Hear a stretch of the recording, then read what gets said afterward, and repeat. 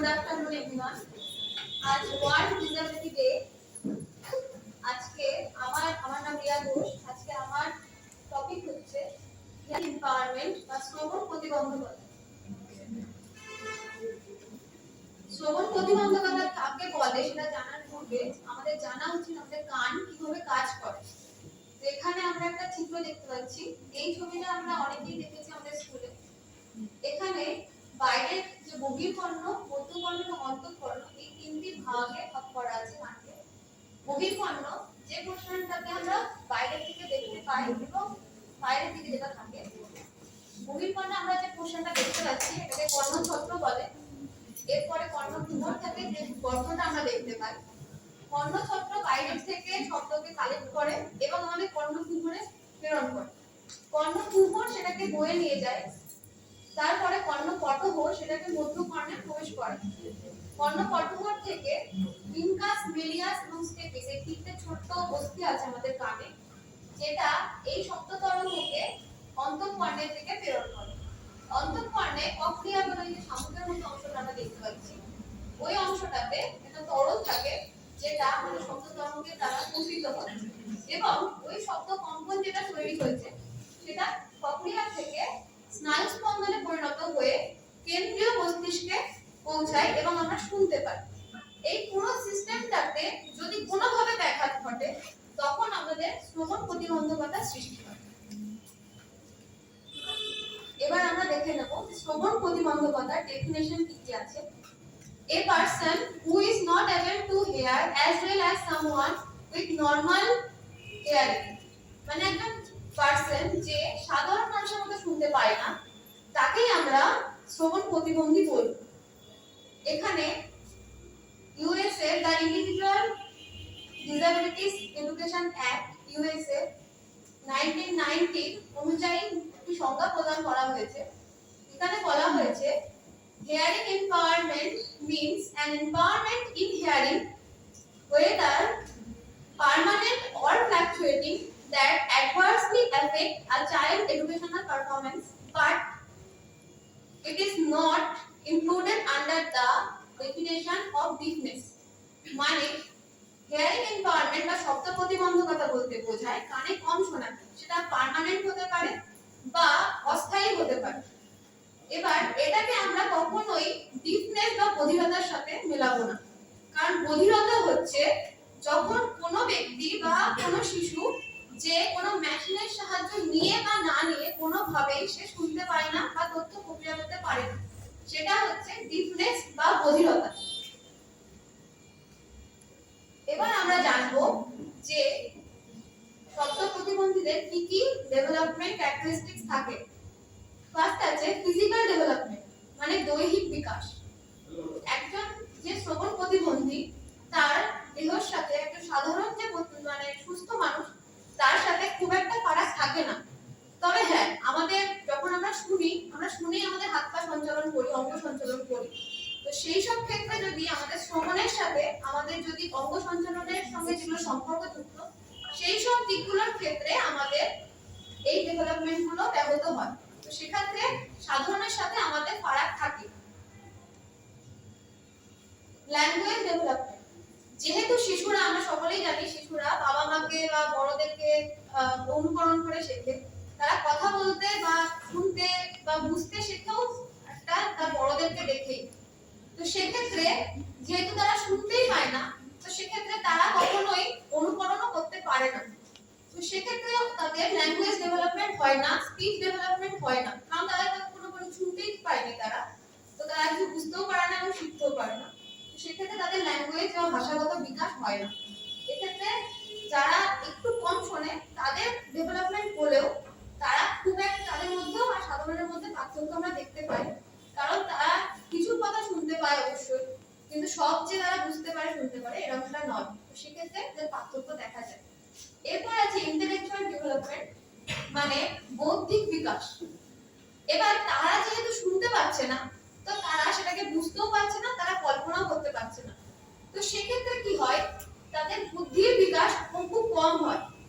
এবার যারা কম শুনতে পায় তুলনামূলক, তাদের বুদ্ধির বিকাশ কম হচ্ছে, কিন্তু একটু হলেও যারা শুনতে পায় তাদের বিকাশটা প্রায় সাধারণের কাছাকাছি থাকলেও দুজনের মধ্যে পার্থক্য থাকে।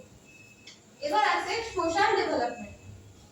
এবার শ্রবণ প্রতিবন্ধী যারা, তারা যেহেতু শুনতে অসুবিধা তাদের, তারা কখনোই সমাজের সাথে ইন্টারঅ্যাক্ট করতে পারে না। কারণ ধরো আমি শ্রবণ প্রতিবন্ধী, এবার আমার বান্ধবী আমাকে কোনো একটা ইম্পর্টেন্ট কথা বলছে, সেক্ষেত্রে সে আমাকে একবার বলবে আমি শুনতে পাইনি, দ্বিতীয়বার বলবে আমি শুনতে পাইনি, তৃতীয়বার বলে সে অধৈর্য হয়ে যাবে, বলবে ধেৎ তুই যা। এবার এই ঘটনাটা যদি একদিন আমার সাথে ঘটে, তো আমি অ্যাজ এ হিয়ারিং এম্পায়ার আমি সেটাকে একদিন মেনে নেব যে হ্যাঁ আমি শুনতে পাই না, তাই সে বলেছে ঠিক আছে। দ্বিতীয় দিন আমি তার কথা আবার মেনে নিলাম যে ঠিক আছে। তৃতীয় দিন যখন সেটা আমার সাথে করবে, তখন আমার হীনমন্যতা কাজ করবে। তখন আমি নিজেকে সোশ্যাল যে জায়গাটা সেটা থেকে সরিয়ে নেবো যে হ্যাঁ আমি যেহেতু শুনতে পাচ্ছি না, তাই এরা আমার সাথে আলাদা ভাবছে, এবং এরা কৌতুক করবে আমাকে নিয়ে একটা টাইমের পর যে এ শুনতে পায় না, একে করে কি করবে। এরকম করতে করতে আমি আস্তে আস্তে নিজেকে সরিয়ে দেবো। তো এটাই হয় যারা হিয়ারিং ইম্পায়ার্ড তাদের সাথে। এরপর আসছে causes of hearing impaired, its remedies। এটার কারণ কি? ডিউ টু হেরিডিটি, এটা বিফোর বার্থ এর পয়েন্ট, মানে জন্মের পূর্বে আমাদের সাথে কি কি হতে পারে যার জন্য একটা শিশু প্রতিবন্ধকতা নিয়ে জন্মায়। ডিউ টু হেরিডিটি মানে বংশগতিকভাবে বাবা মা যদি কালা হয় বা শ্রবণ প্রতিবন্ধকতা নিয়ে থাকে, তার শিশু শ্রবণ প্রতিবন্ধকতার সাথে আসতে পারে, এটাই স্বাভাবিক। অনেক ক্ষেত্রে বাবা যদি শ্রবণ প্রতিবন্ধকতা থাকে, মা যদি না থাকে, বা মায়ের থাকে বাবা যদি না থাকে, তাহলে 50-50 চান্সেস থাকে শিশুর শ্রবণ প্রতিবন্ধকতা আসার। এবার তার প্রতিকার হচ্ছে যে ঘনিষ্ঠ সম্পর্কে বিবাহদান না করা, বা বিবাহের পূর্বে ব্লাড টেস্ট করা, এইসব করা উচিত। এরপরে আছে illness, infection or accident of the mother during pregnancy. মা যখন গর্ভাবস্থায় থাকে তখন তার যথেষ্ট কেয়ার নিতে হয়, তাকে নিজেও সাবধানে থাকতে হয় এবং অন্যকেও তার কেয়ার নিতে হয়। এবার এই সময় যদি মায়ের কোনো রকম অসুখ হয়, বা তার কোনো ইনফেকশন হয়, বা কোনো অ্যাক্সিডেন্ট দুর্ঘটনা তার সাথে ঘটে, সেক্ষেত্রে তার শিশুর মধ্যে শ্রবণ প্রতিবন্ধকতা সৃষ্টি হতে পারে। এছাড়াও যদি কোনো রকম ওষুধ সেবন করে মা, অনেক সময় এটা ম্যাক্সিমাম টাইম বলা হয় যে ডাক্তারের পরামর্শ নিয়ে তবেই ওষুধ খাওয়া উচিত একজন প্রেগন্যান্ট মায়ের বা বাচ্চাদের। এবার সেক্ষেত্রে যদি ওষুধের সাইড এফেক্ট হয় কোনো কারণে, সেটার ক্ষেত্রেও বাচ্চার মধ্যে হিয়ারিং ইম্পায়ারমেন্ট আসতে পারে। এরপরে আছে ডিউরিং বার্থ মানে জন্মের সময়, প্রবলেম ডিউরিং চাইল্ড বার্থ। এই সময় অনেক সময় প্রসবকালে দেরি হয়, বা কোনো সময় হতে পারে যে ইনএক্সপেরিয়েন্স ডাক্তাররা ওখানে রয়েছে যারা অভিজ্ঞ নয়, বা কোনো ধরনের বাহ্যিক আঘাত লাগতে পারে, এই সময় তাদের শ্রবণ প্রতিবন্ধকতা সৃষ্টি হতে পারে। এরপর respiratory distress at the birth time. এই সময় শিশুর গলায় অনেক সময় আমরা জানি যে তাদের গলায় জন্মনালী যে নাড়িটা ওটা পেঁচিয়ে যায়, সেক্ষেত্রে তাদের শ্বাসকষ্ট দেখা দিতে পারে, এবং এর ফলে তাদের ব্রেনে চাপ পড়তে পারে। এর ফলে এই হিয়ারিং ডিসএবিলিটিটা তৈরি হতে পারে। এরপরে আছে আফটার বার্থ মানে জন্মের পরে ভিটামিনের অভাবে যেটা হয়, যদি কোনো শিশু ভিটামিন সময় নিউট্রিশন না পেয়ে থাকে তাহলে এটা হতে পারে। ইনফেকশন হতে পারে, কানে অনেক সময় ইনফেকশন হয়, আমরা বুঝতে দিই না, সেক্ষেত্রে আমাদের কানের অসুবিধা হতে পারে। নয়েজ পলিউশন এটা খুবই হয় সব সময়, শব্দ দূষণ, এর ফলে কানের অসুবিধা আসতে পারে, শ্রবণ প্রতিবন্ধকতা সৃষ্টি হতে পারে। সিভিয়ার ডিজিজ যদি কোনো কঠিন রোগ হয়, সেক্ষেত্রে আমাদের এই শ্রবণ প্রতিবন্ধকতা আসতে পারে। এক্সটার্নাল ইনজুরি যদি বাইরে থেকে কোনো কানে আঘাত লাগে কোনো অ্যাক্সিডেন্টের ফলে, সেক্ষেত্রেও আমাদের এই ইনজুরিটা এই শ্রবণ প্রতিবন্ধকতা সৃষ্টি হতে পারে। এবার আসছে আমরা ক্লাসিফিকেশনে। এবার এখানে পাঁচ প্রকারে আমাদেরকে ভাগ করা হয়েছে কি কি প্রকার হয় শ্রবণ প্রতিবন্ধকতা। ফার্স্ট আসছে অতি সামান্য মাত্রায় যাদের শ্রবণ প্রতিবন্ধকতা আছে, এদের শ্রবণের মাত্রা 27 থেকে 39। এরা ফিসফিস শব্দ শুনতে অসুবিধা হয় এদের, কিন্তু তবে বাকি সব শব্দ সব কথাবার্তা এরা শুনতে পারে, কোনো ভাবে কোনো সমস্যা হয় না। এরপরে হচ্ছে মৃদু মাত্রায় মাইল্ড যাদের আছে, তারা 40 থেকে 54 ডেসিবেল আওয়াজ শুনতে পায়, তাদের শ্রবণ লেভেল এটা। এরা 3 থেকে 5 ফিটের মধ্যে মধ্যে শব্দ শুনতে পায় না, খুব একটা শুনতে অসুবিধা হয়।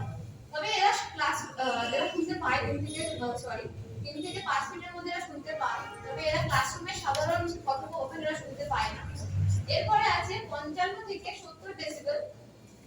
এদেরকে হার্ড অফ হিয়ারিং বলে। এরা 1 মিটারের মধ্যে যদি জোরে শব্দ হয় তাহলে সেটা শুনতে পায়। তবে তার ছাড়া ফিসফিস শব্দ বা আশেপাশের শব্দ, ক্লাসরুমের বাইরের শব্দ শুনতে পায় না। গুরুতর মাত্রায় যারা প্রতিবন্ধকতা আছে যাদের, তাদের হিয়ারিং লেভেল 71 থেকে 89 ডেসিবেল। এরা খুবই সমস্যা হয়, এদের 1 মিটারের মধ্যে খুব জোরে শব্দ হলে হালকা শুনতে পারে, 1 ফিটের মধ্যে জোরে শব্দ হলে এরা শুনতে পায়। তবে এরা বাকি শব্দ শুনতে অক্ষম। এদের খুব একটা ভোকাবুলারি থাকে না, শব্দগত অনেক ত্রুটি থাকে এদের। আর এক্সট্রিমলি চূড়ান্ত মাত্রায় যারা বধির তারা একেবারেই শুনতে পারে না। তারা হয়তো পরিবেশের শব্দ একটুখানি বুঝতে পারে, কিন্তু খুব একটা তাদের কোনো কাজ হয় না। Thank you. এই অবধি আমার আজকে।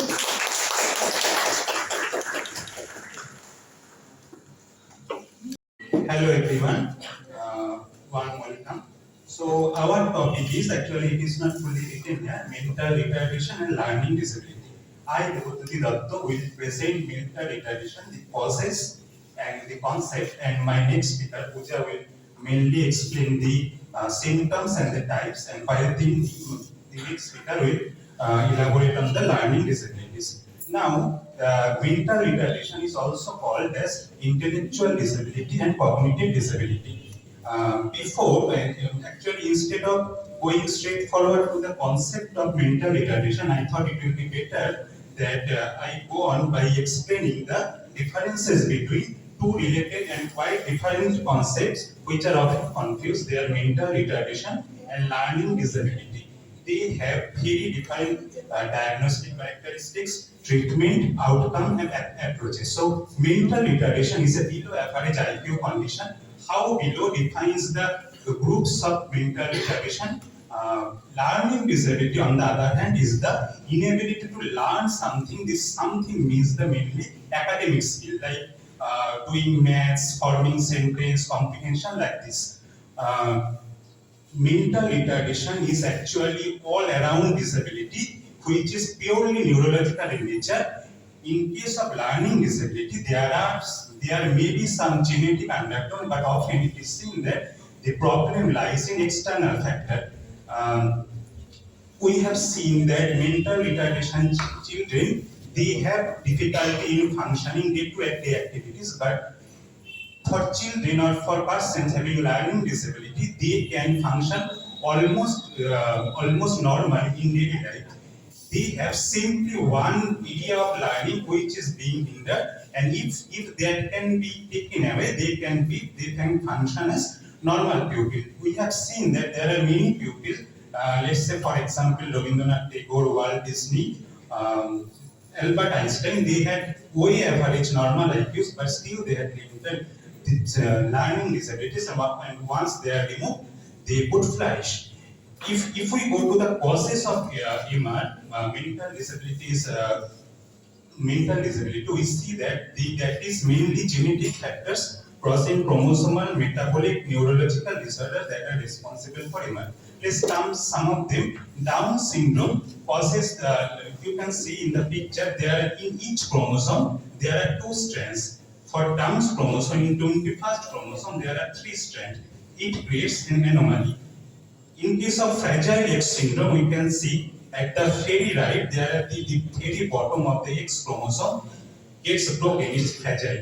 In Down syndrome and Fragile X syndrome, the appearance of the person actually opposite. In Down syndrome, they have round, flat faces, short neck, and in Fragile X syndrome, the person has a elongated face, longer ears, and longer necks. Some of the, you see, our food contains mainly three objects, that is carbohydrate, protein, and fat. If we are unable to, we means the child before birth, that the prenatal condition as well as the postnatal condition. In any time, if we are unable to digest any of the above components, carbohydrate, protein, fat, it can cause mental retardation. For example, galactosemia, we can see unable to metabolize galactose. Galactose is a carbohydrate. If we are unable to digest protein, that creates phenylketonuria, and if we are unable to metabolize fats or lipids, that causes Tay-Sachs disease. In phenylketonuria, the defining characteristics is extreme microcephaly. In Tay-Sachs disease, it is often seen that the person eye has these cherry red patches. In galactosemia, again, it is all around disability, that there is cataract, there is hepatomegaly, that means very elongated liver, and hypogalactosemia, that means very low blood sugar level. There are many other symptoms, like many other reasons, like fatal alcohol syndrome, difficulty of labor of mother during the childbirth is happening, birth injuries, temporary lack of oxygen to the newborn. These are some of the causes of the mental retardation. But we must remember that whatever the cause is, 40% of the cases, actual reason of MR is unknown. 40%, that is very high number. The actual reason of MR is unknown, says AMR, that American Association of Mental Retardation, which was founded way back in 1876 and still active, and publishes a very reputed journal called American Journal of Mental Retardation. So instead of going to the cause, I have here given some of the situations in which we can ease the conditions of mental retardation. So you can see the consistent and learned care by the parents and children, by the parents and the teachers, the consistent medical care or institutional support where the child is placed among his or her peers, so that it is the message is conveyed that they are not alone. This is basically says the prominent American author and rabbi Harold Kushner. He says, let me read from the slide. We should be the kind of community that mental retardation is not a barrier to enjoyment of one's full humanity. So I think take home from whatever I have spoken, the take home message should be that don't ponder much over the cause, think about the care and possibly cure. With this thought, I would like to conclude and ask Pooja to continue.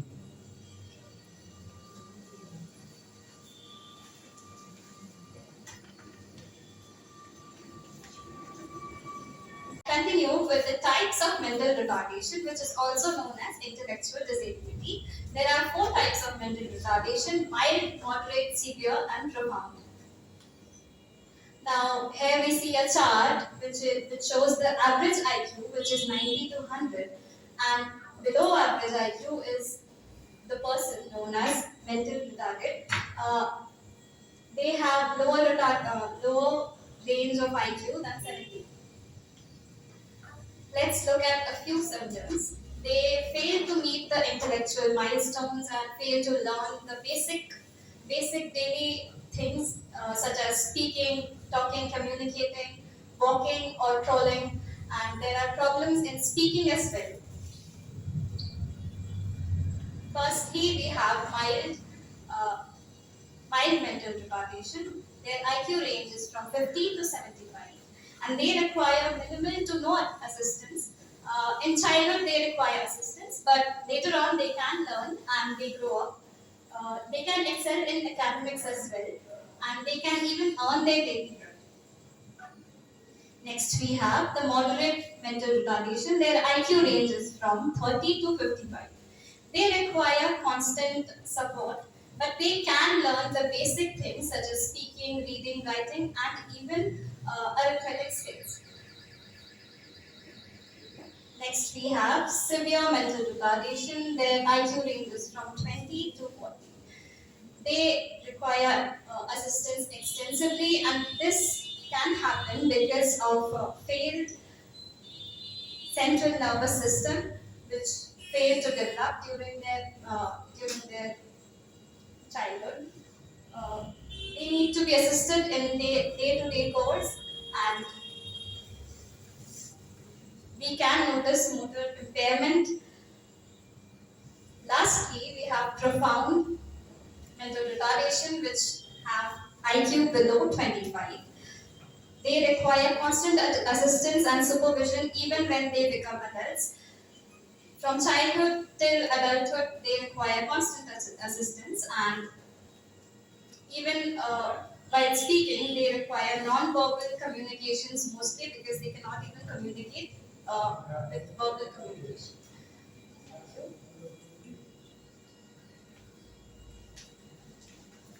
Now I will continue with learning disabilities. So, our areas of discussion will be the concept of learning disability, some basic facts about learning disability, the causes, types of learning disabilities, and some common signs by which we can identify a learning disability. So, according to the federal definition of learning disabilities laid down by the US government in public law, it has also been adopted in India. Learning disability refers to a difficulty in one or more psychological processes involved in understanding or in using language, spoken or written, which may manifest itself in some imperfect abilities like reading, writing, listening, speaking, doing mathematical calculation, etc. Now, what could we include in the term learning disability and what we do not include? We do not include visual, motor handicaps, hearing impairments in the term learning disability. Also, the emotional disturbance and environmental factors is not included in this term. The term includes mental aphasia, mental dysfunctioning, brain injury, etc., and specific kind of disabilities which is associated with difficulties in learning certain skills. Now, some basic facts about learning disabilities. Up to 25% of children with learning disabilities are prone to ADHD, which is attention deficit hyperactivity disorder, which will be illustrated later by our next group. So I am keeping it short. And also between 15 to 30% of children who have ADHD are prone to have learning disabilities. So there is a connection. And learning disability manifests itself by the difficulty in certain skills like reading, writing, listening, speaking, reasoning, thinking, etc. Now, the causes of learning disabilities. Though experts say that there is no specific cause of learning disability, there are some factors which can cause learning disability. So, the first factor is heredity. So, if the parents have learning disability, the child can also develop some learning disability. Next is illness during and after birth. Severe illness or injury during and after birth may result to learning disability. Next, stress during infancy. Stress or severe injury during infancy or poor nutrition may also result in learning disability. Next is environment. Exposure to toxic environments such as paint, ceramic toys, and such toxic environment may cause learning disability in child. Now, the causes of learning disabilities are presented in a graphic chart. The first and second point is concerned about the mother's illness during pregnancy and stress during pregnancy. Third point and fourth point is about genetic disorder. The parents may have abnormal genes which can be transferred in the child, and the child can also develop certain genetic disorder which can be resulted in learning disabilities. Number 5 is illness such as meningitis or brain injury in early childhood which may manifest in learning disabilities. Now, the types of learning disabilities, we have dyslexia, dysgraphia, dyscalculia, auditory processing disorder, language processing disorder, non-verbal listening, non-verbal learning disabilities, visual perceptual or visual motor deficit. So, first is dyslexia. Dyslexia is a language processing disorder which is basically concerned with the difficulty in reading, writing, comprehension. Dysgraphia. Dysgraphia is basically difficulty in understanding or difficulty in converting your thoughts into words or images. This condition is called dysgraphia. Dyscalculia encompasses difficulty doing mathematical calculations. Auditory processing disorder or APD is a difficulty or disability where the patient cannot process the auditory stimulus which is received, and the brain often misinterprets the stimulus and cannot able to differentiate between different sounds or recognize different sound patterns. Now, language processing disorder. Language processing disorder, according to the Learning Disabilities Association of America, language processing disorder is a disorder where the person with this disability cannot attach, is not be able to attach meaning to the particular sound group that form words, sentences, or stories. Non-verbal learning disabilities or NVLD. This disability is characterized by difficulty in understanding non-verbal paralinguistic social clues, that is body language, voice modulation, eye contact, etc. Number 7 and last is visual perceptual visual motor deficit, where the individuals show poor hand-eye coordination and often show confused between similar looking letters. There is trouble in navigating, in taking directions, or they demonstrate unusual eye activity while reading or completing assessments. Now, these are the symptoms and signs in a chart. Now we come to the particular signs of dyslexia. So already we have known that dyslexia is a language processing disorder. The common signs are this: the patient does not understand the letters and often confuses between Q, P, B, D, M, W, similar looking letters, writes backwards, difficulty in logically expressing ideas, avoids language tasks, trouble naming known words such as bed, chair, table, etc. Rhyming words, bag, can, there is difficulty in rhyming words. They also read inaccurately. They write backward, like pit becomes tip, pat becomes tap, etc. Now the signs of dysgraphia. So dysgraphia is the difficulty of converting your thoughts into words or images. So in dysgraphia there is uneven spacing, inverted letters, incorrect writing posture is maintained, there is trouble writing within margin, frequent erasure and crossing out of text. There is constant switching between cursive letter and print letter, uppercase letter and lowercase letter. There is a tendency of mirror writing, that is writing in reverse direction, and constant misspelling of word. Later which develops into poor organizational skill, disparities between written and verbal output, trouble keeping pace while taking notes, and difficulty creating ideas for essays and comprehension. Now we come to signs of dyscalculia, which encompasses difficulty of doing mathematical calculations.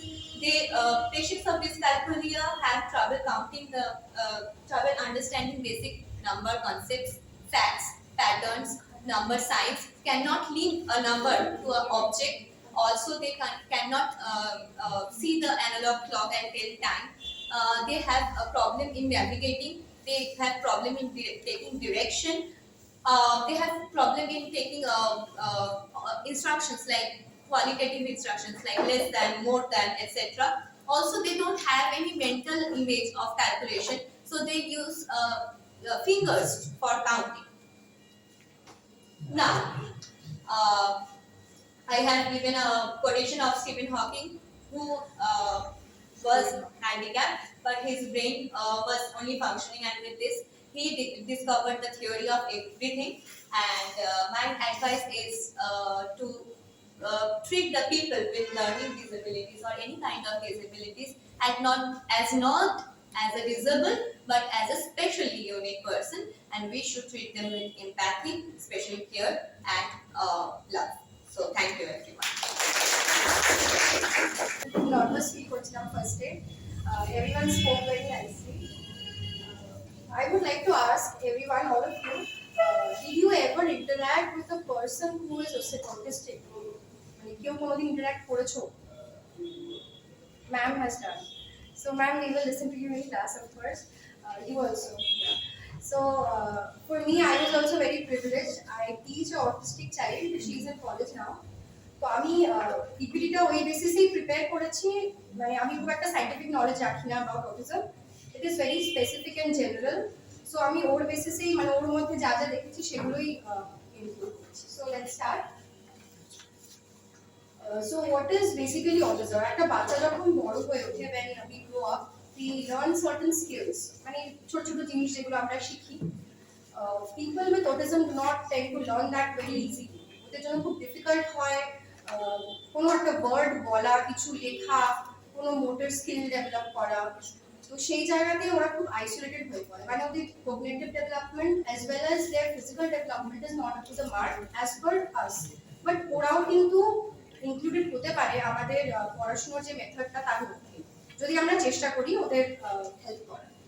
So firstly, এটা একটা neurological and developmental disorder, and as we can see it's written here, it can be diagnosed at any age, যে কোনো এজে হতে পারে, but basically symptoms appear in the first 2 years of your life. Okay, why is it called a spectrum disorder? এটা আমারও খুব confusion ছিল, why spectrum disorder? DSM-4 2013 এসেছিল, সেটা বলেছিল যে autism can be of 4 types, but দেখা গেল ক্লিনিক্যাল যখন কিছু মানে সিমটমস প্রেডিক্ট করা হলো বা দেখা হলো, it was overlapping and the symptoms were merging with each other. তো সেই কারণে ডিএসএম আবার রিভাইজ করলো নিজেদেরকে, and later in 2013 they came up with DSM-5, যেখানে এটাকে বলা হলো যে সিমটমস হয়তো সবই এক, সেই কারণে 4টে টাইপ বলা যায় না, আমরা ওটাকে একটা স্পেকট্রাম ডিসঅর্ডার বলবো, ASD autism spectrum disorder, where the term spectrum basically means a scale, মানে আমরা ওটাকে স্কেল দিয়ে মাপতে পারবো যে মানুষটা কতটা ডিসেবল, কতটা সে ভুগছে এই প্রবলেমটা নিয়ে। তো সেই কারণে এটাকে স্পেকট্রাম ডিসঅর্ডার বলা হয়। একটু যেমন it is shown that কিছু people who have autistic তারা হাই ফাংশনিং হতে পারে, মানে হয়তো ওরা কথা বলতে পারে, বাট যখন ইন্টারঅ্যাক্ট করে কারোর সাথে তখন অসুবিধা হয়, তো সেটা হাই ফাংশনিং অটিজম। আবার যেগুলো লো ফাংশনিং সেখানে দেখা যায় যে ওরা কিছু ওয়ার্ডস বলতেও খুব ডিফিকাল্টি হচ্ছে, বা রিপিটেটিভ একটা behaviour we can see in them.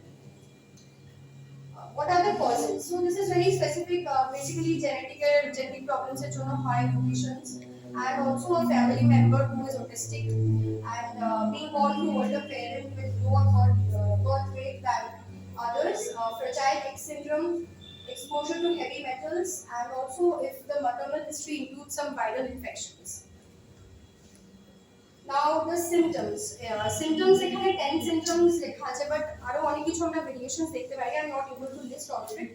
তো স্পেসিফিক্যালি দুটো ভাগে ভাগ করা যায়, একটা হচ্ছে সোশ্যাল কমিউনিকেশন ইন্টারাকশন প্রবলেমস, যেটার মধ্যে সোশ্যাল রেসপন্সিবিলিটি, মানে যখন রেসপন্ড করতে হচ্ছে কিছু কোয়েশ্চেনে সেখানে সে পারছে না, মানে গুছিয়ে কথাটা বলতে পারছে না, বা জয়েন্ট অ্যাটেনশন, মানে আমরা যখন কি হয় আমরা ফ্রেন্ডসদের সাথে ইন্টারঅ্যাক্ট করি, maybe we watch movies web series, তো আমরা একসাথে রিঅ্যাক্ট করার চেষ্টা করি যে তোর কেমন লাগছে, তো সেই ইন্টারঅ্যাকশনটা ওদের জন্য খুব ডিফিকাল্ট, মানে দে ক্যানট এক্সপ্রেস যে তাদের ফিলিংটা কিরকম, হয়তো সে দেখেছে তার ভালো লেগেছে কিন্তু সে সেটা বোঝাতে পারছে না, যার কারণে সে হয়তো নন ভার্বাল কিছু কমিউনিকেশন ইউজ করার চেষ্টা করছে বোঝানোর জন্য। সেকেন্ডলি হতে পারে কিছু রেস্ট্রিক্টিভ বা repetitive behaviours like clapping of hands, বা কিছু সাজিয়ে রাখা, একটা টয়কে আমি এরকমভাবেই সাজিয়ে রাখবো, একটু নড়লে আমার একটা অসুবিধা হয়ে যাবে, তো সেরকম কিছু behaviour. Also they have specific things যাদের উপর একটা মানে অবসেশন হয়ে যায় যে এই জিনিসটা আমার, বা ওটাকে আমি সারাক্ষণ খুলছি দেখছি, সো ওরকম টাইপের কিছু বিহেভিয়ার্স। নেক্সট এই যেগুলো এগুলো হচ্ছে যেগুলো ফেস করছে প্রবলেমস, তার মধ্যে ADHD জয়দীপ এক্সপ্লেন করবে লেটার, আর বাকি যেগুলো সেগুলো ওদের মধ্যে কিছু লাইক স্কেলসে থাকতে পারে, কম বেশি ডিপেন্ড করে। এবার 3টে লেভেলে DSM এটাকে ভাগ করেছে, লেভেল 1, লেভেল 2 এন্ড 3। এবার যেটা আমি ফার্স্টেই বললাম যে ফার্স্ট লেভেলটা হচ্ছে যারা খুব বেশি লেভেল অটিস্টিক না, মানে they can speak but cannot interact with people properly, and repetitive behaviors গুলো কম দেখা যাচ্ছে। But level 3 ওদের খুব বেশি লেভেলে আছে, মানে they need more support and more care than others। এটাকে 3টে এরিয়াতে ডিভাইড করা যায়, একটা হচ্ছে ইমোশনাল, একটা সোশ্যাল, একটা কগনিটিভ। 3টে এরিয়াতে দেখলে আমরা বুঝতে পারবো যে কে কতটা লেভেলে ফাংশনিং করছে। নেক্সট যে টাইপস গুলো আছে সেগুলো অবশ্যই ডিসকাস করব। Thank you, Olivia. So, coming to the types of autism spectrum disorders, first we have Asperger's syndrome. So, this is known as high functioning type of ASD because the symptoms are less severe than the others. And in later, this Asperger's syndrome has been reclassified as level 1 autism spectrum disorder by DSM-5. The child with level 1 autism spectrum disorder usually have above average intelligence and strong verbal skills, but still they have certain communication problems, mainly because they have flat monotone speech and they cannot change their speech with respond to the surroundings. And that is why they have problems in communicating with their peers at school and also with parents at home. They also show inflexibility in thought and behavior, They are unable to express their feelings, miss social cues, and also have trouble understanding body languages, sarcasm, or humor. The second one here is Rett syndrome, which is mainly a genetic disorder, which is caused by the mutation in the gene ABCP2 on the X chromosome, and that is why it is more common in female than in males. It's a rare neural developmental disorder noticed in infancy. They tend to lose the standard movement and coordination. They also face challenges with communication and speech. The babies in this case, they develop till the age of 6 months and it's probably like normal children, but later they tend to lose the previously learned or acquired skills like crawling or walking or even responding to the hand movements.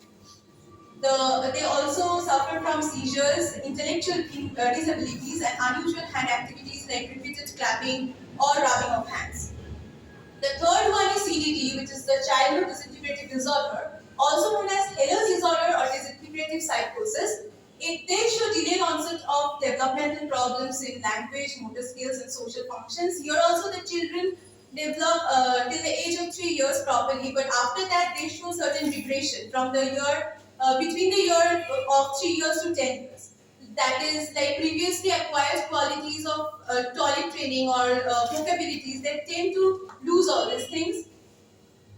The fourth one here is Skinner syndrome, which was characterized by the psychiatrist Leo Kanner as infantile autism. They display no interest in the world around them. That is, they like to keep themselves isolated from the rest of the world. They appear attractive, alert, and intelligent with underlying characteristics like lack of emotional attachment, uncontrolled speech, but they have high degree of rote memory and visuospatial skills with major difficulties in other areas. The fifth and the last one is pervasive developmental disorder, not otherwise classified. It is a mild type of autism, and it presents a range of symptoms like the same similarly to the previous ones, like communication problem, walking problem, or uncoordinated movements. And this is also known as subthreshold autism. That is, an individual may show some of the symptoms, but not all of the symptoms. Like, for example, a person can show a social deficit, but they can have, they may not show other symptoms like repeating hand movements or anything of that sort. Thank you.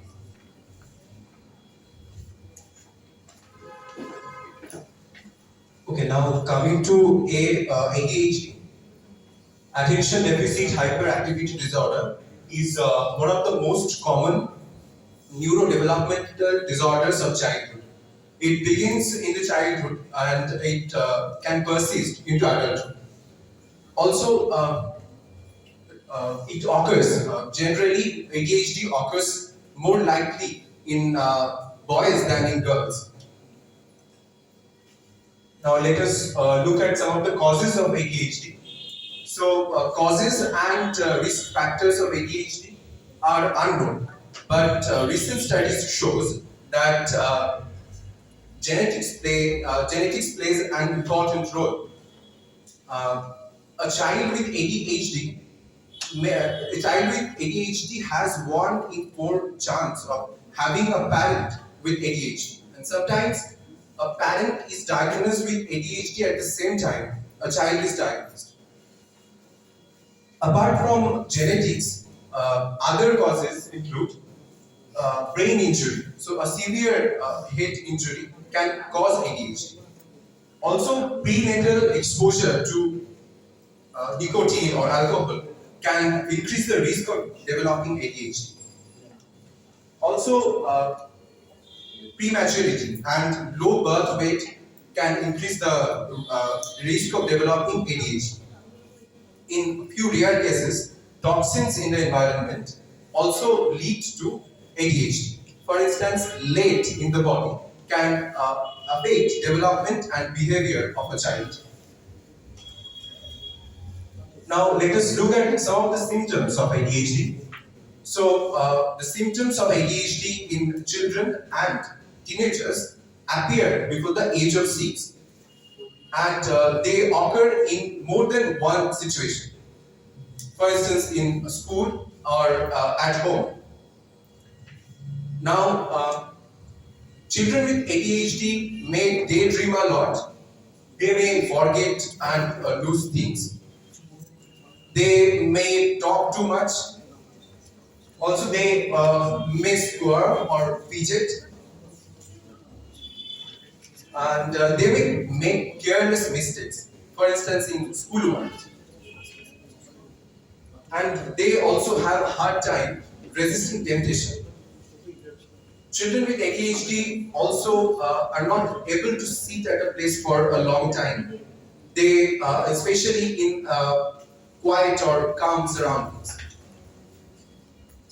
Also, they have trouble to wait till their turn, and thus they may interrupt conversations.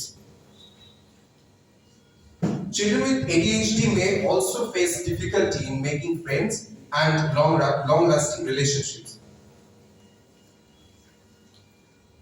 Now, let us look at the types of ADHD. So, there are mainly 3 ways ADHD presents itself, depending on the types of symptoms that are the strongest in an individual. Firstly, predominantly inattentive presentation.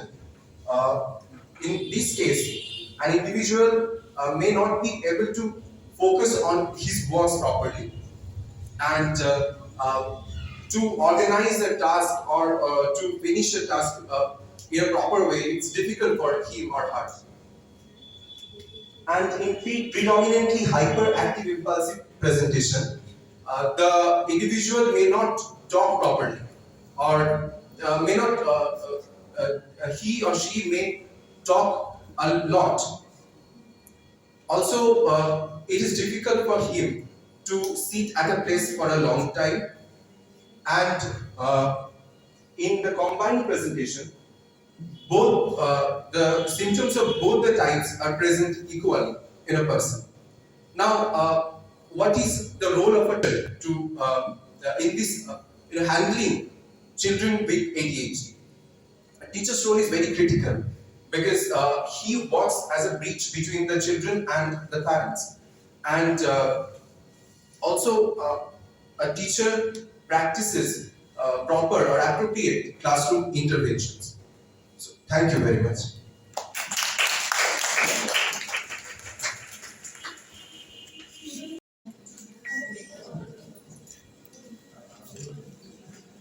নমস্কার। আমরা এখন 3 জন আমাদের তাদের আছে অনির্বাণ, সমীর আর আমি সৌম্য। আমরা এখন যে সমস্ত স্পেশালি মানুষ আছে তাদের জন্য গভর্নমেন্টের কিছু ইনিশিয়েটিভ, তার মধ্যে একটি আলোচনা করব। প্রথমটা আমরা যেটা বলবো সেটা হলো RCI, অর্থাৎ রিহ্যাবিলিটেশন কাউন্সিল অফ ইন্ডিয়া। আচ্ছা, 1986 সালে একটি রেজিস্টার্ড সোসাইটি হিসেবে আমাদের RCI অর্থাৎ রিহ্যাবিলিটেশন কাউন্সিল অফ ইন্ডিয়া আত্মপ্রকাশ করে। কিন্তু পরবর্তীকালে 1992 সালে একটি বিল পাস হয়, rehabilitation council of India act 1992। সেটির মাধ্যমে 1993 সালে এটি একটি স্ট্যাচুটরি বডির মর্যাদা পায়।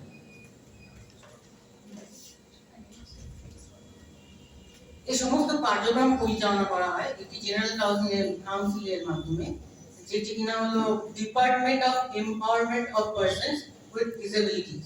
এটি গভর্নমেন্ট অফ ইন্ডিয়ার আন্ডারে ministry of social justice and এনভায়রনমেন্টের একটি বিভাগ। এটি এবং এই জেনারেল কাউন্সিলই এই RCI এর এপেক্স বডি। এছাড়া RCI এর অ্যাফিলিয়েশন আছে মিনিস্ট্রি অফ এডুকেশন, এবং এরই আন্ডারে একটি ডিপার্টমেন্ট মিনিস্ট্রি অফ হায়ার এডুকেশনের সঙ্গে। RCI একটি রেগুলেটরি বডি হিসেবে কাজ করে, এবং রেগুলেটরি বডি হিসেবে কাজ করে এটি বিভিন্ন কোর্সেস এবং ট্রেনিং ইনস্টিটিউটগুলোকে রেগুলেট করে। আর এর প্রধান লক্ষ্য হলো বিভিন্ন ডিসেবল, ডিসঅ্যাডভান্টেজ এবং যে সমস্ত মানুষদের স্পেশাল এডুকেশনের দরকার আছে তাদের জন্য রিহ্যাবিলিটেশন অর্থাৎ পুনর্বাসের ব্যবস্থা করা। এতে বিভিন্ন ধরনের লং টার্ম এবং শর্ট টার্ম কোর্সের অফার করা হয় আর RCI এর দ্বারা। এতে 60টি রেগুলার মোড এবং ডিসটেন্স মোডে 14টি ইউনিভার্সিটির সাথে MOU অর্থাৎ মেমোরান্ডাম অফ আন্ডারস্ট্যান্ডিং স্বাক্ষরিত আছে। বিভিন্ন ধরনের ইম্পেয়ারমেন্টের উপরে কোর্সগুলি অফার করা হয়, যেমন visual impairment, hearing impairment, intellectual disability, learning disability, prosthetics and orthotics, community based rehabilitation, rehabilitation psychology, clinical psychology, speech and hearing, locomotor and cerebral পলসি এবং আরো আছে। Autism spectrum disorder, rehabilitation therapy, vocational counseling and rehabilitation, social work administration, caregivers, inclusive education program.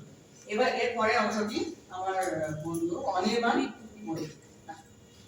Modi বলল RCI বিভিন্ন রকম course অনুমোদিত করেছে। তার মধ্যে অন্যতম যে কোর্সগুলো সেটি হলো হচ্ছে গিয়ে কিছু ব্যাচেলার্স কোর্স থাকে, কিছু মাস্টার্স কোর্স থাকে, কিছু ডিপ্লোমা সার্টিফিকেট কোর্সও থাকে। কোর্সগুলির মধ্যে কিছু হলো এখানে sign language courses, clinical psychology, speech language বা হচ্ছে গিয়ে Indian sign languages, special education on BEd, MEd and DEd.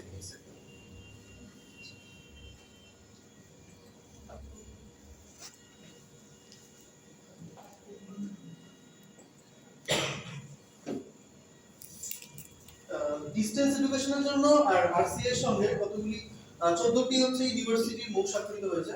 তার মধ্যে উল্লেখযোগ্য হলো হচ্ছে গুজরাটের ডক্টর বাবা সাহেব আম্বেদকর ওপেন ইউনিভার্সিটি, উত্তরপ্রদেশের উত্তরপ্রদেশ রাজর্ষি টন্ডন ওপেন ইউনিভার্সিটি, আমাদের ওয়েস্ট বেঙ্গলের Netaji Subhas open university, Tamil Nadu open university. এছাড়াও নর্থ ইস্টের দিকে north eastern hill university, Karnataka state open university. এছাড়া হচ্ছে কি আরো অনেক এখানে ভিজিট করা আছে। আমরা এখানে কতগুলো ছবি দেখতে পাচ্ছি, যেমন একটি পশ্চিমবঙ্গের একটি শাখা Ali Zafar Jan national institute of speech and hearing disabilities, কলকাতার একটি ব্রাঞ্চ। নেক্সট এটা আমাদের হচ্ছে গিয়ে ওয়েস্ট বেঙ্গলে আছে national institute for locomotor disabilities. এটিও আমাদের West Bengal Ramakrishna Vivekananda Mission and Vivekananda Math, ব্যারাকপুরে। ওয়েস্ট বেঙ্গলের বাইরে যেমন হরিয়ানাতে এটি আছে আরভিএম কলেজ, রেণু বিদ্যা মন্দির। এছাড়াও এটি হচ্ছে গিয়ে অন্ধ্রা মহিলা সভা, এটি হচ্ছে ওয়েস্ট বেঙ্গলের বাইরে অবস্থিত। আর লাস্ট হচ্ছে গিয়ে অমরজ্যোতি চ্যারিটেবল ট্রাস্ট, যেদিকটা দিল্লিতে অবস্থিত।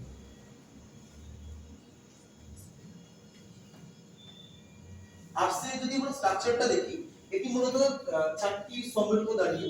এখানে সবথেকে টপমোস্ট পজিশনে বিলং করে হচ্ছে একজন চেয়ারপারসন, নেক্সট হচ্ছে joint secretary, then number of members আর কিছু এক্স অফিসিয়াল মেম্বার। বর্তমানে চেয়ারম্যান পদে রয়েছেন হচ্ছে Shri Rajesh Agarwal, joint secretary Shri Rajesh Yadav and Shri Sanjay Pandey. কিছু মেম্বার আছেন আর এক্স অফিসিয়াল মেম্বার হিসেবে আছেন শ্রী বিনীত সিং। এর পরেরটি আমার বলতে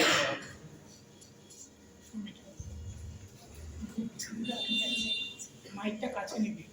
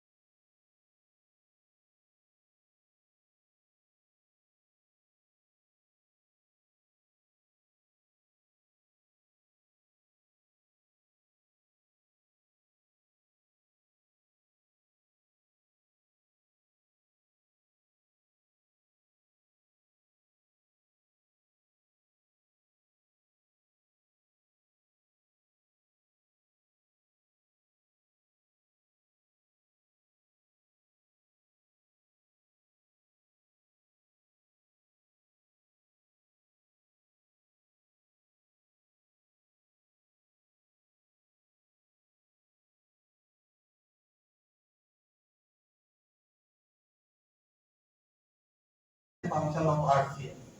আচ্ছা, প্রথম ক্রাইটেরিয়া কি? প্রশিক্ষণ সংক্রান্ত নীতি ও কার্যক্রম পরিচালনা।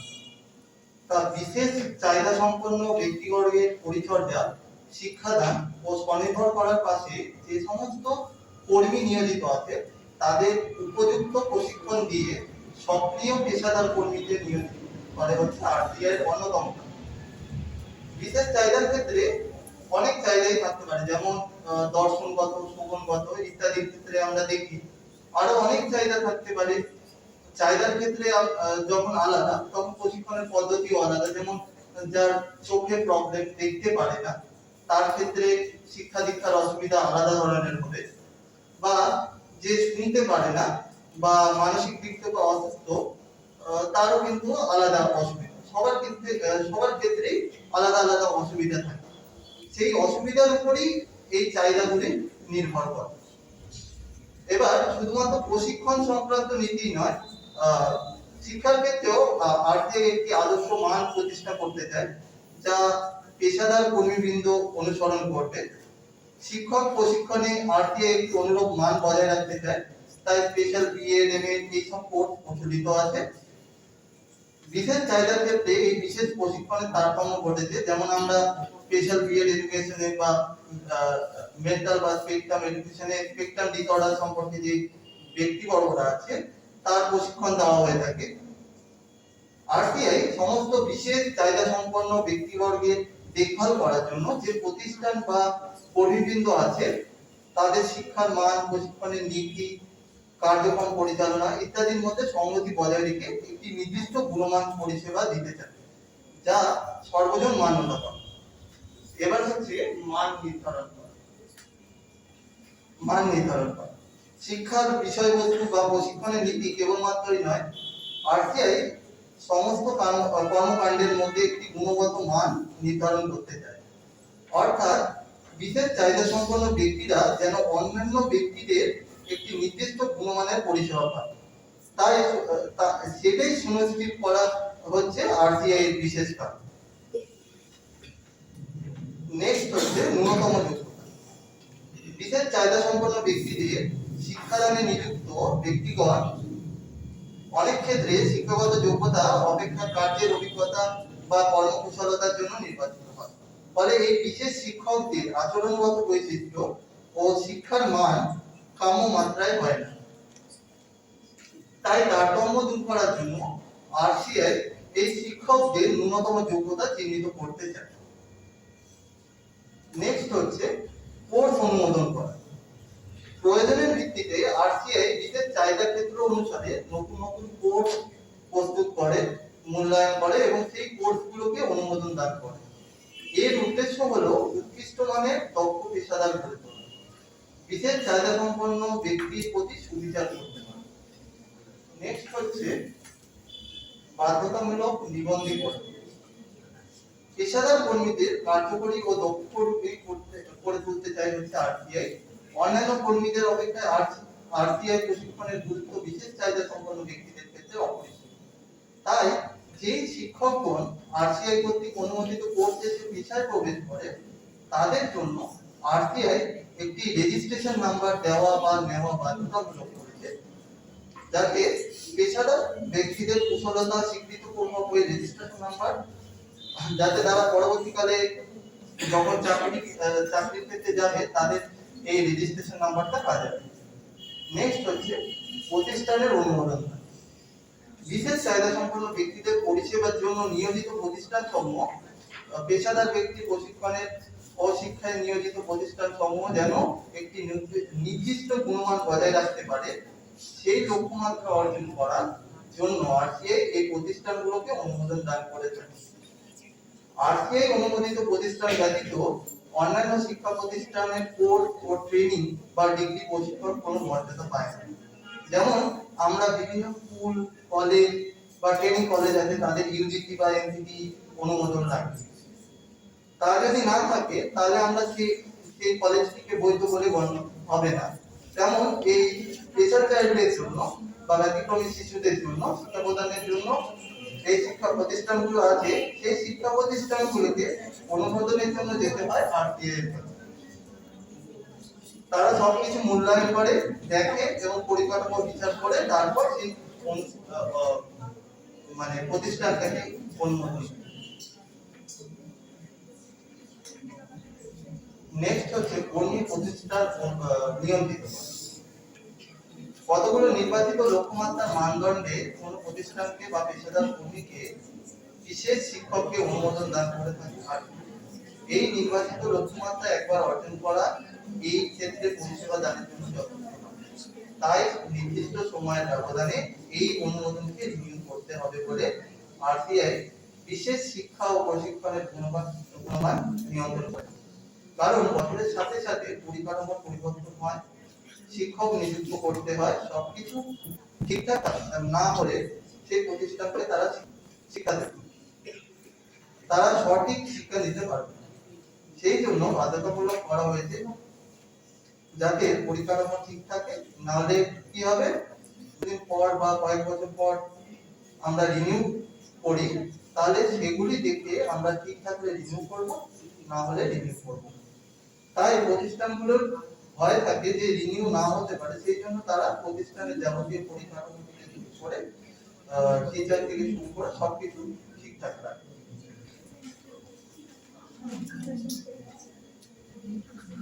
নেক্সট হচ্ছে তথ্য সংগ্রহ করা ও গবেষণার উন্নতি।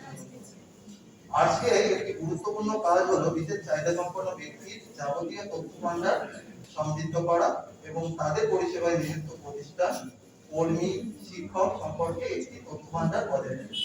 প্রশাসনিক স্তর থেকে এই সমস্ত পরিকল্পনা করা হয়ে থাকে, আর্থিক অনুমোদন দেওয়া হয় এই তথ্যের ভিত্তিতেই ধার্য হয়। এছাড়া উন্নত পরিষেবার জন্য বা কোন কোন ক্ষেত্রে বাধা সৃষ্টিকারী তা জানার জন্য ধারাবাহিক গবেষণা চলছে। আরটিআই এর অন্যতম কাজ হলো গবেষণায় তথ্য সংগ্রহ করা ও গবেষণায় উৎসাহ দেওয়া। নেক্সট হচ্ছে শীর্ষ প্রতিষ্ঠানকে সক্রিয় করা।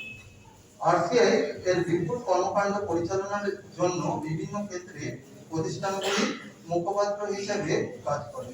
যেমন জাতীয় মানসিক অক্ষমতা কেন্দ্র বর্তমানে নাম পরিবর্তিত হয়েছে, যেটা মানসিক সক্ষমতা বজায় রাখার জন্য নিরলস প্রয়াস করে চলেছে। এই প্রতিষ্ঠানগুলি পরিষেবায় প্রত্যাশিত মান বজায় রাখার জন্য আরটিআই ধারাবাহিক উন্নয়ন করে থাকে এবং অনুমোদন করে থাকে। আচ্ছা, এবার হচ্ছে জাতিসংঘ নির্মাণ করা। আরটিআই তথ্য সংগ্রহ করে সমস্ত রাজ্যের তথ্যের ভিত্তিতে জাতিসংঘ নির্মাণ করে, যেখানে সবকিছু যাবতীয় তথ্য সেখানে থাকে। শিক্ষক পরিষেবা সব সম্মিলিত একটি জাতিসংঘ যা বিভিন্ন প্রয়োজনে ব্যবহৃত হয়, যেমন বিশেষজ্ঞ বাছাই, বিশেষ শিক্ষক বাছাই ইত্যাদি এই জাতিসংঘ।